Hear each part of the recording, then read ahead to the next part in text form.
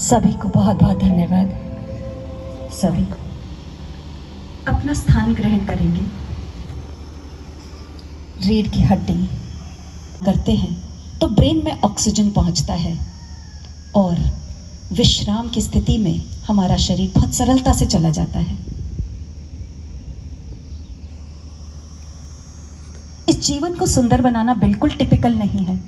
पूज्य परमालय जी ने 25 से 30 साल हजारों किताबें पढ़ी हैं और हमारे लिए उसका निचोड़ ला कर दिया है।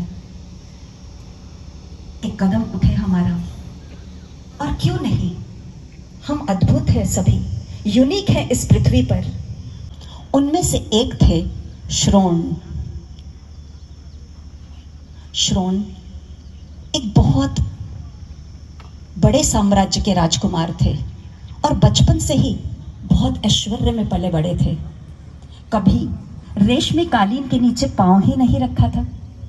आप सोचिए कितने तरह का भोजन उनके लिए।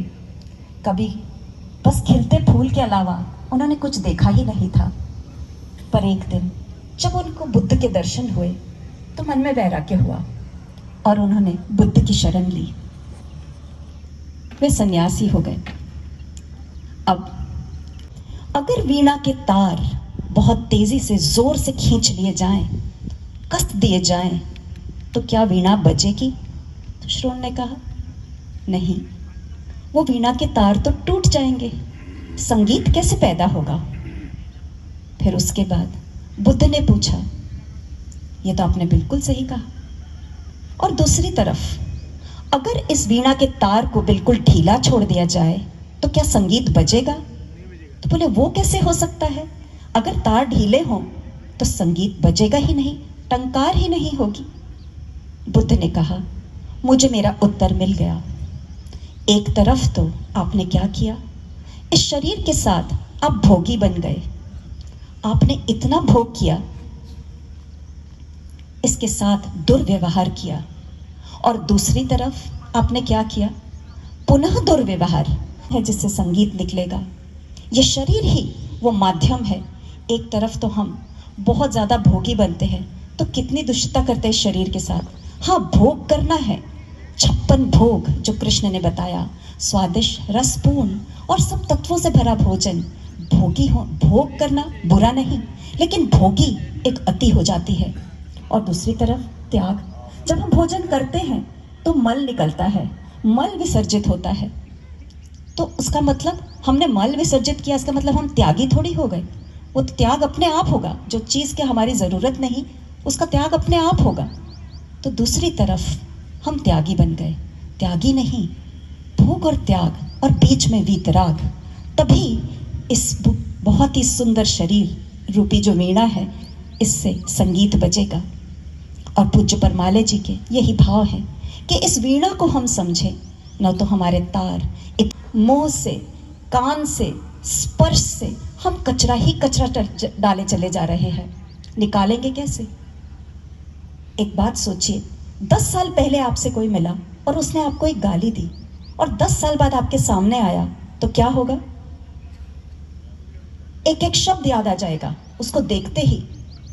तो एक मनन हो, जब 10 साल में हम एक विचार इस शरीर से बाहर नहीं निकाल पाए, तो फिर वो जो कचरा आंखों से, कान से, नाक से, मुंह से, स्पर्श से हम और हमारी यंगर जनरेशन, जो हमारे बच्चे हैं, डालते चले जा रहे हैं, उसका होगा क्या? हम समझेंगे कि डालना क्या है, श्रेष्ठ क्या है, और ये जीवन अति सुंदर हो, ऐश्वर्यपूर्ण हो, हम अपना बनाएंगे, इस परिवार को अपना बनाएंगे। देखे तो सही कितना प्रेम है सभी की आंखों में, पर हम लेना ही नहीं चाहते, इतने सिकुड़ गए। पर नहीं, अब हम फैलेंगे। क्या हम फैलने को तैयार हैं? हर हर महादेव, हर महादेव।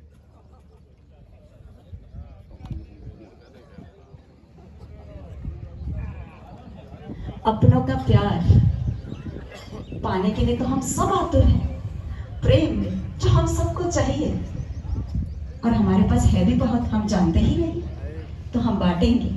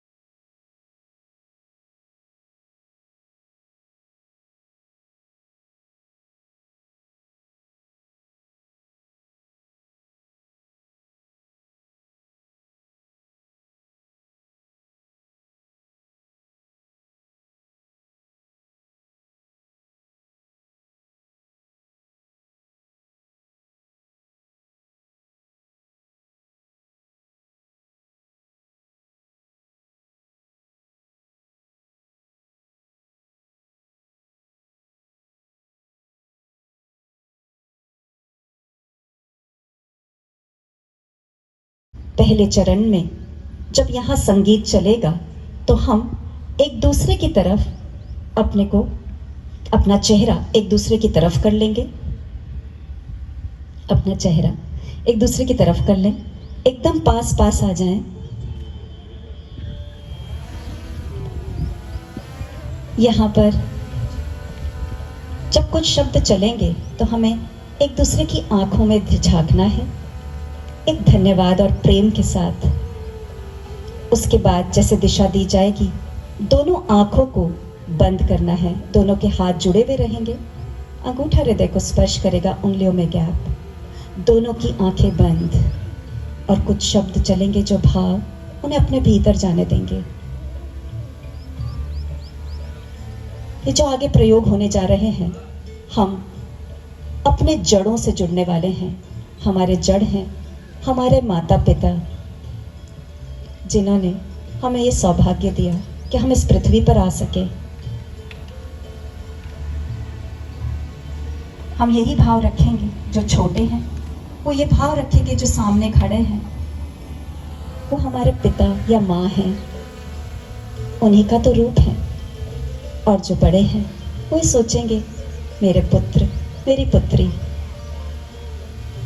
उसी प्रेम के साथ हम इस प्रयोग में प्रवेश करने वाले हैं। जो छोटे हैं वो झुक जाएंगे,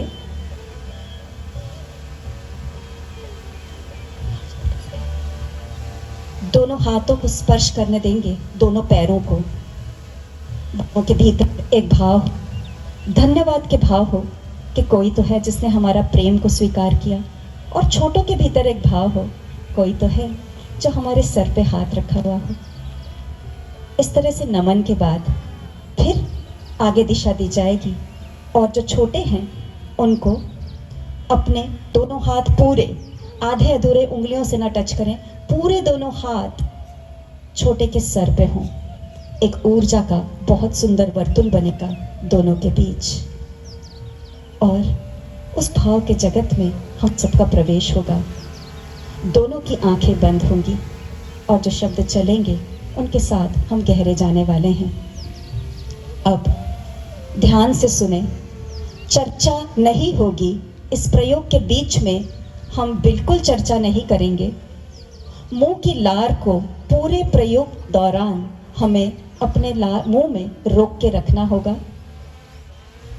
और सबसे पहले तो यहाँ पर जितना भी पिता, सामने वाले की ऊर्जा को आंखें बंद करके महसूस करेंगे। वो परमात्मा ही तो है जो सामने खड़ा है, उसी का रूप।